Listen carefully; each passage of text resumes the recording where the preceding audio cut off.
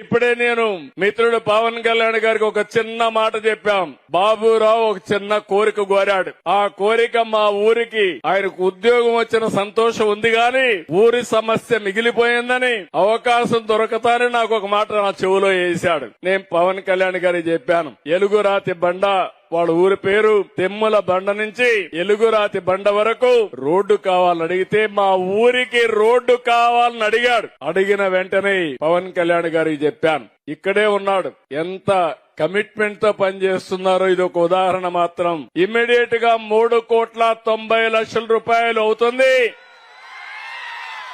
తెప్పించాడు. ఈ రోజే ఇంటికి పోతానే శాంక్షన్ కూడా చేసి పని కూడా ఇమ్మీడియట్ గా ప్రారంభిస్తారు. ఇది కూటమి ప్రభుత్వం యొక్క కమిట్మెంట్ అని అడుగుతున్నా.